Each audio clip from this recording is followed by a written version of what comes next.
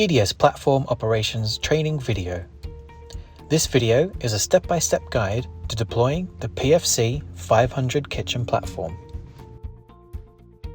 The platform must be set up outdoors on flat, stable ground. Requires 2 personnel to carry out initial setup and decommissioning activities of the platform equipment. Appropriate PPE to be worn during setup. Refer to the operations manual for all operational guidance.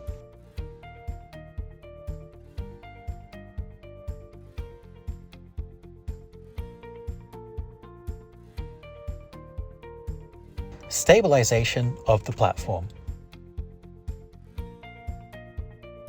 First, locate and remove the stabilization legs from the accessories drawer in the chassis of the platform.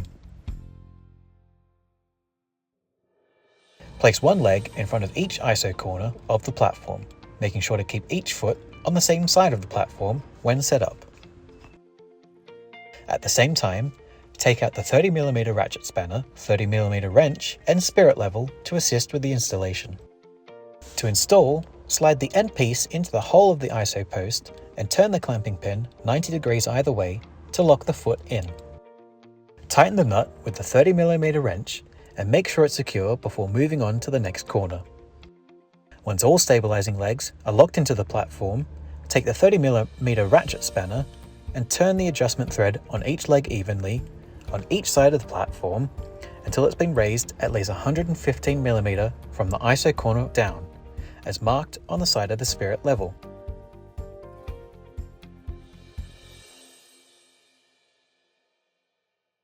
As to not damage the thread on the legs while raising the platform, work in increments of around 50mm.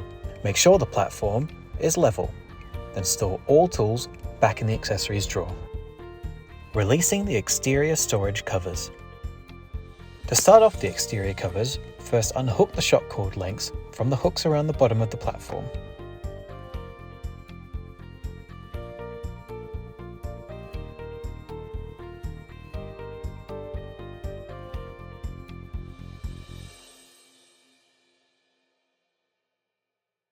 Next, undo the straps from the buckles along the middle of the platform, and then undo the straps for the corners. Repeat for all sides.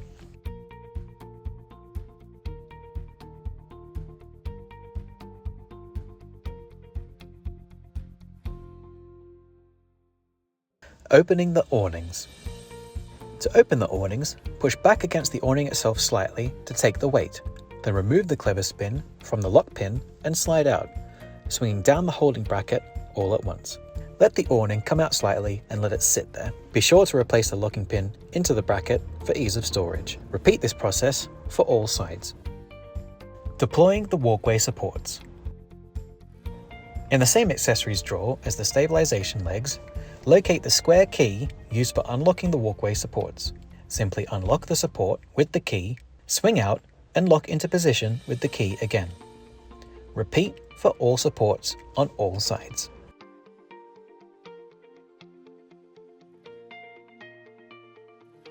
Connecting the water hoses and power cable. Note: the operator's manual indicates to lower the front walkway first, as it is the heaviest. This is only the case if the platform is fitted with the loading kit. In this demonstration, the rear walkway is lowered first, as it will enable access to the power lead and water hoses. These can then be connected to the sides of the platform without interference before lowering the side walkways. This process is a far more efficient way to deploy the platform. At the rear of the platform, behind the walkway, is the storage area for the 3 main water hose connections: the grey water waste hose, the inlet water hose, and the water suction hose for the water pump. The rear left of the platform is the connection point for the grey water evacuation hose. The front left houses the connection points for both the cold water inlet, here, and the cold water outlet. The cold water outlet is only needed when connecting any external accessories needing a water supply. Once the inlet is secured, it can be connected to either a mains water supply or the provided water pump. Lower the rear walkway to remove the wastewater hose and move it into position.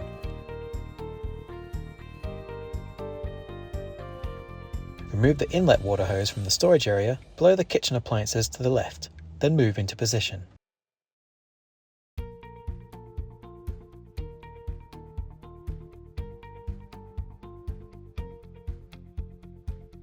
Remove the cap on the grey water evacuation point and attach the water hose. Secure with the clips on the side of the attachment and repeat the process for the water inlet hose at the other end of the platform. In the right-hand side storage area below the appliances, remove the power cord. On the opposite side of the platform to the water connections is the power supply inlet. Connect the power lead to the inlet and secure in place with the threaded cap. The platform can then be connected to the mains or provided diesel generator.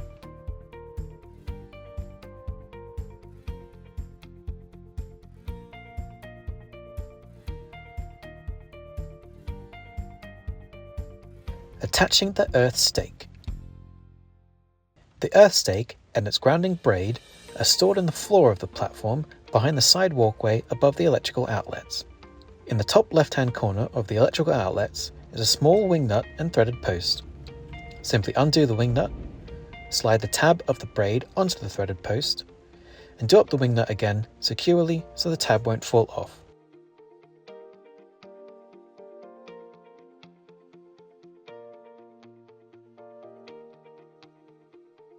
Deploying the walkways. With the chassis connections in place and the rear walkway already lowered, lower the rest of the walkways with at least one other person. Removing the platform walls. Now the walkways are lowered, remove the platform walls and set them aside until they're needed.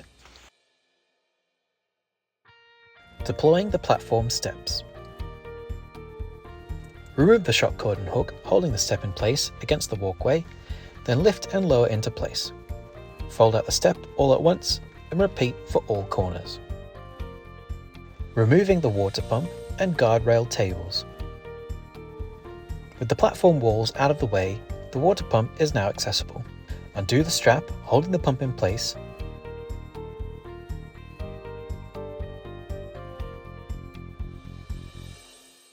and lift out of the way.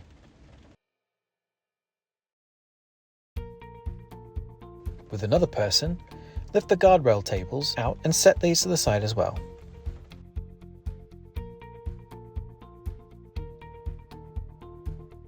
Installing the guardrails. The guardrails for the kitchen are stored in special brackets on each of the longer sides of the platform. First, remove the shorter guardrails by undoing the Velcro strap, lifting out, and carrying over into position. Undo the straps on the guardrail itself and swing down, then slot the whole piece on the edge of the walkway. Remove the side guardrails by again undoing the Velcro straps, then lifting out of the holders, swinging down the legs, and slotting into place.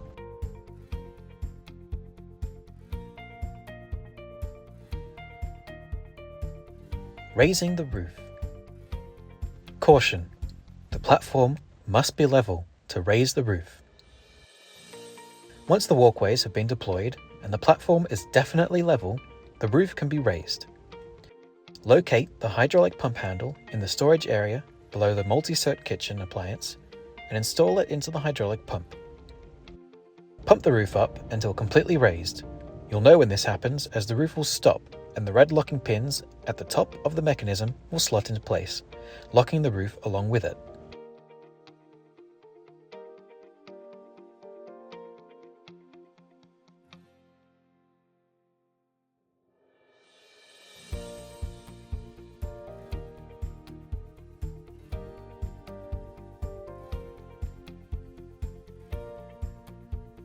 Remove the pump handle and store back in its drawer.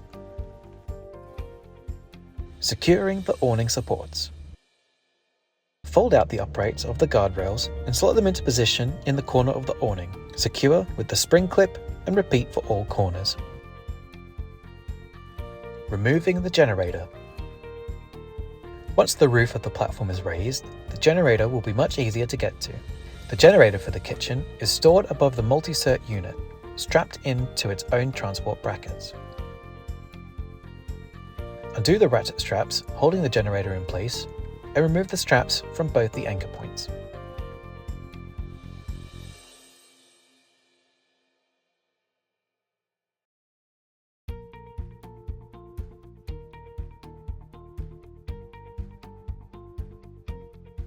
Then slide and lift the generator off the brackets and set down onto the platform floor. Lift the generator off the platform and move it to your chosen operating area. Remove the transport brackets at the same time once the generator is down. First, remove the ratchet straps from the rear anchor points and store them in the drawer furthest to the right.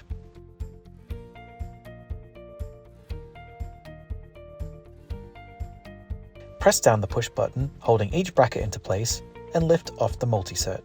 The brackets are then stored in the drawers on the side of the platform. Connecting to the generator. If the platform is being connected to the generator for its power, check the unit before starting. First, connect the other end of the power cable to the plug in the end of the generator and secure in place with a threaded cap. Then, ensure the earth stake of the generator is installed into the ground.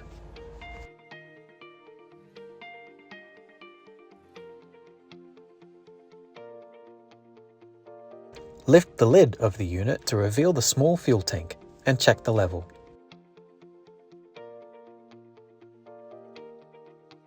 Top up if necessary, then replace the cap. Check the oil level of the engine with the small dipstick in the side, and again top up if necessary.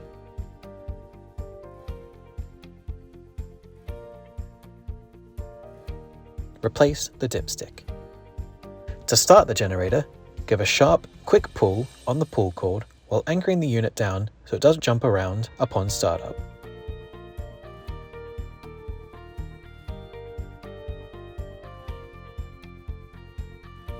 Electrical control panel.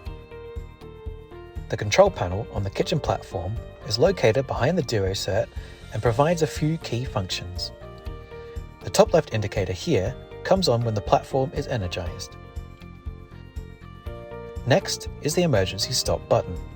Then, the platform's light switch, the lack of water indicator, a general hour counter, general power socket, 24-volt power socket for the provided portable light, and the diesel fuel tank gauge.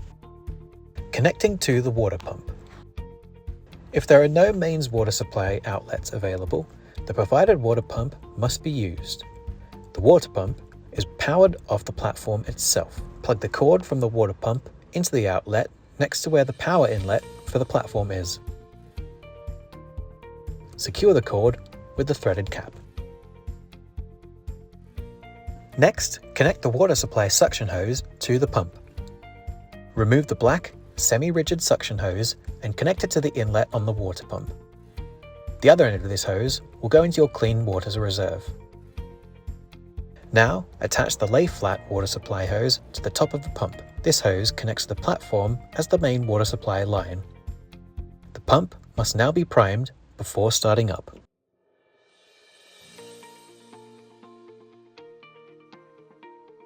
Priming the water pump. Before each use of the water pump, it is important to correctly prime it so the system will operate properly. The valve at the bottom of the pump here is the drainage point. Ensure the valve is closed. Then, open the top valve of the pump, insert the funnel, and fill with water until overflowing. Then close the filling valve again.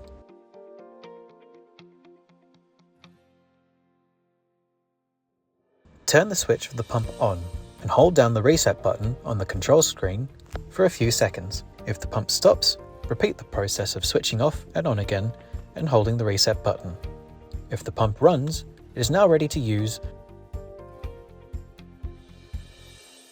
Platform water supply. For the platform to start taking on water, a few valve checks need to be made first. First, check the valve on the tap on the top of the multi-cert, where the generator was, is closed. Next, below the combi-cert, around the opposite side of the platform, are 3 valves to make sure are closed. 1 is in the burner compartment, and 2 are in the lower compartment underneath the oven. With these valves off, open the drawer on the left-hand side of the Duocert to reveal the water system. Valves 1 and 3, marked in this diagram, should both be closed. Valve 2, on the right-hand side of the system, is the water supply valve, so open this to allow water into the platform. It should be noted that if the platform is connected to the water pump, make sure the pump is primed and running before opening this valve.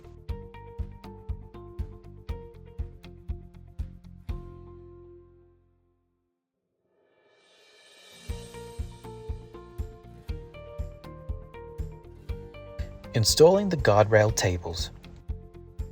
With another person, remove the guardrail table from the storage bag and walk it over to the shorter end of the platform, making sure the body of the table will be facing in to the platform of the table over the guardrail and swing the legs down, making sure the spikes at the end of the legs fit into one of the holes in the floor. Also in the table storage bag are the back guards of the tables. Remove one of the guards and attach it to the back of the table by sliding it into place over the locking pins. Repeat this process for the other table on the opposite side of the platform. Attaching the platform walls. Before attaching the external walls, the excess storage covers must be packed away. Prepare the material by folding in the sides to make a uniform shape, fold the bottom of the cover up to where the shock cord attaches, then tightly roll all at once until it meets the roof.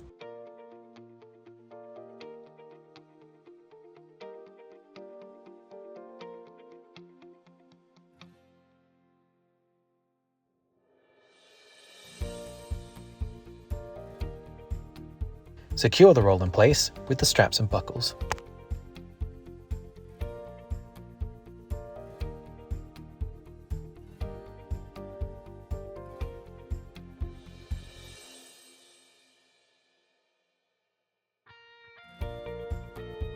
Each wall has a small diagram attached depicting what side that particular wall is for. Walls with this diagram are for either the front or rear of the platform, and this diagram is for either side.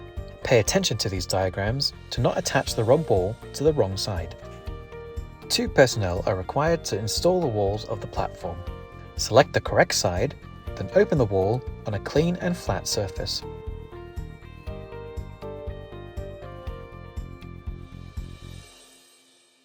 Lift the wall at either end of the zip, making sure the light green side of the material is facing in.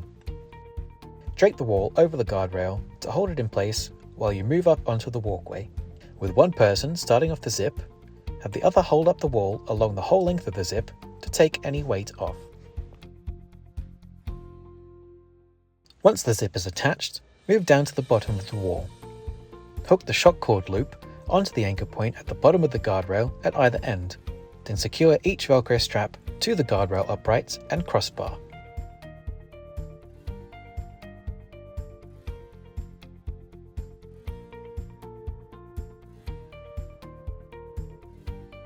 Repeat this whole process for each wall.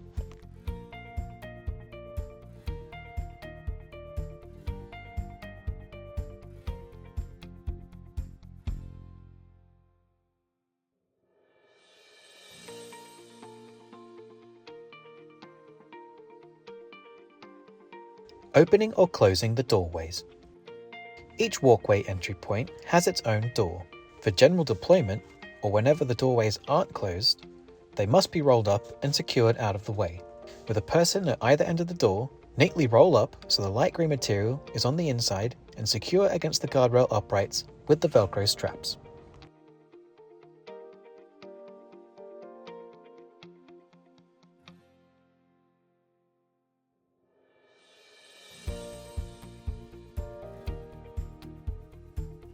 When the doorways need to be closed, move to the inside of the platform and separate the Velcro holding the 2 overhead flaps together. Fasten the top Velcro strip of the doors onto the inner strip of the outside flap and let the inside flap hang down.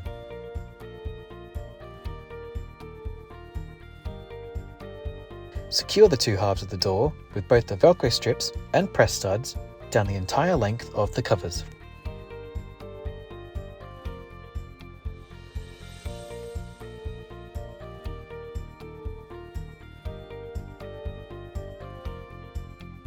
The main body of the PFC 500 kitchen platform is now deployed. Now we'll move on to operating the onboard appliances. Filling the diesel tank. The onboard diesel tank operates the burners for the cooking appliances. You will find the tank beneath the electrical control panel in the middle of the platform. Before using any of the appliances, it is important to make sure, via the fuel gauge, that this tank has at least 5 litres of fuel in it. Open the door below the control panel to reveal the tank.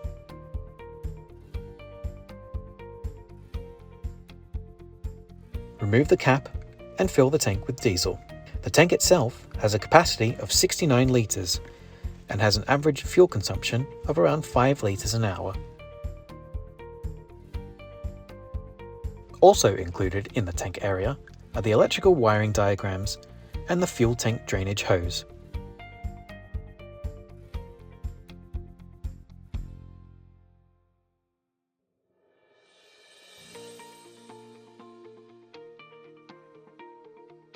When the tank is full, replace the cap and the hatch cover door.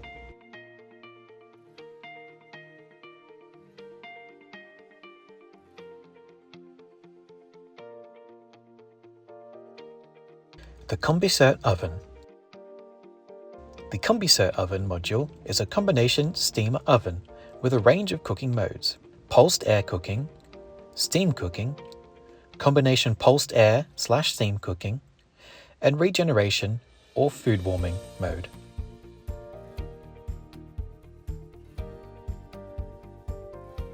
To operate, press the green button above the control screen to the right of the CombiCert itself.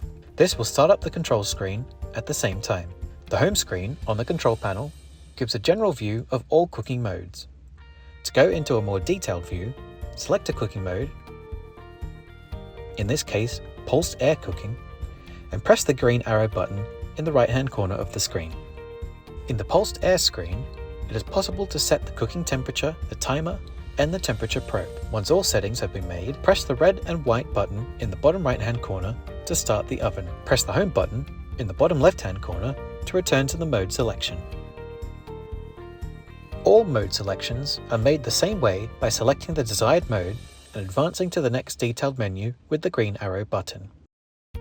For both steam cooking and combination steam/pulsed air, shown here, an extra humidity selection is added.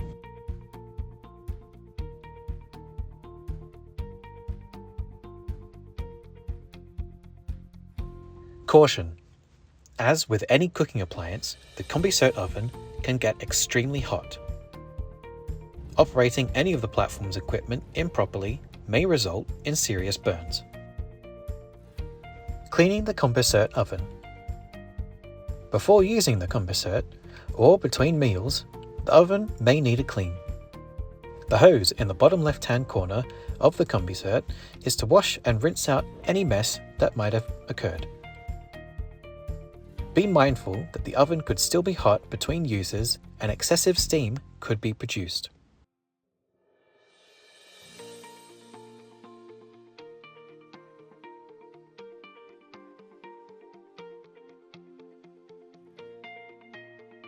The DuoCert. The DuoCert, located here next to the CombiCert oven, is a combination grill and oven. The screen on the front of the unit controls both grill and oven. On the screen here, from the top down, is overall power button, alarm reset button, on and off cooking cycle button, as well as temperature display for both grill and oven, burner operation indicator, increased temperature/grill setting, decreased temperature/grill setting, grill mode select, oven mode select. The grill itself has 5 different modes that act as temperature regulation, with 0 being completely off. Setting numbers 1 to 5 varies the amount of time the burner for the grill is on versus paused. This table explains what each number represents. When the DuoCert is turned on, wait until the display zeros, then select which cooking mode is needed.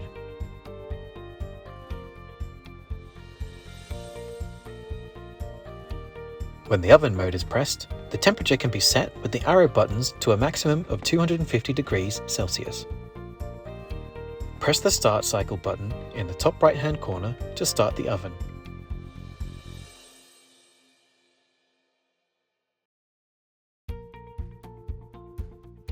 When using the DuoCert in grill mode, select the program number with the arrows and again start with the cycle button in the top corner. To open the oven, Swing the handle up and out of the clasp. If the oven is running, the burner and fan operation will shut off while the door remains open. Closing the door and locking the handle back in place will start the oven back up again. Caution: as with any cooking appliance, the DuroCert oven and grill can get extremely hot. Operating any of the platform's equipment improperly may result in serious burns. The MultiCert. The MultiCert is a dual-pan deep fryer and kettle unit that can work totally separate of each other. The control panels work similarly to the DuroCert in that the kettle pan on the right-hand side uses the same burner settings as the grill, 1 to 5, with 5 being the most intense heating option. The deep fryer pan on the left-hand side, however, is controlled similarly to the oven, where its control panel can set the temperature of the fryer oil no higher than 180 degrees Celsius. Starting from the left with the power on and off button, we then have burner alarm and reset button, overheating indicator, on and off cooking cycle button, as well as the temperature display for both kettle and fryer, burner operation indicator, increased temperature / kettle setting, decreased temperature / kettle setting, kettle mode select, deep fryer mode select. Before filling or starting either of the pans, be sure to carry out a few simple checks on the MultiCert system. First, remove the drain tubes from the drawer underneath the system and position them underneath the discharge valves.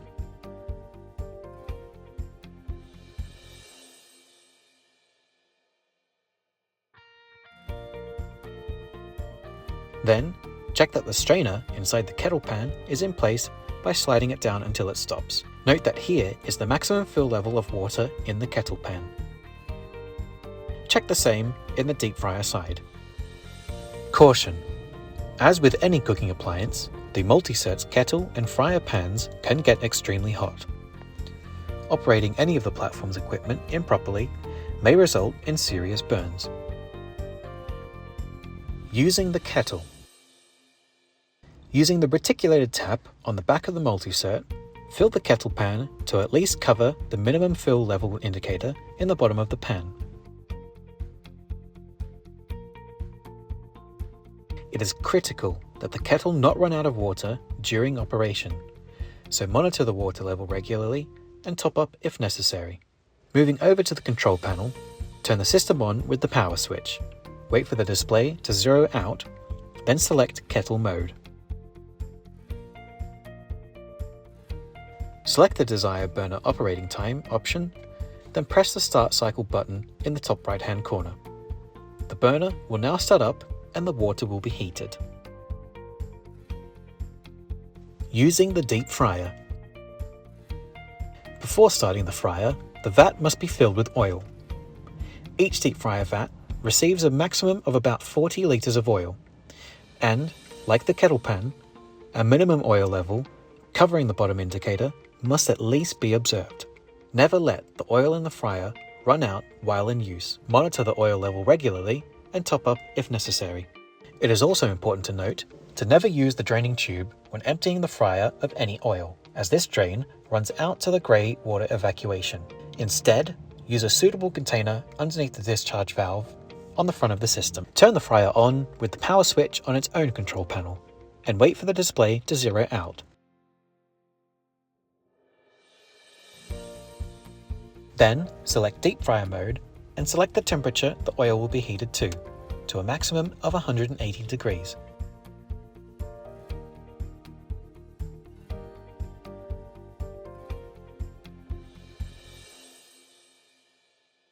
Start the fryer by pressing the cycle button in the top right hand corner of the panel. Using the hot water reserve. The hot water reserve, located here behind the MultiCert, can be used in a number of ways. It can either remain empty, be used as a kettle for cleaning utensils, this water is not intended for consumption, or a heated bath for a sauce or gravy tray. To fill the reserve, first remove the water bath tray and set aside.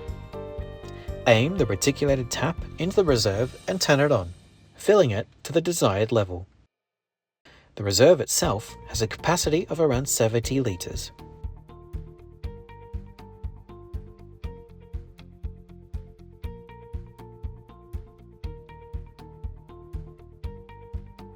Turn off the tap and replace the tray. The water is then heated by the exhaust pipes of the appliances of the rest of the platform, so will only work if one of these are operating.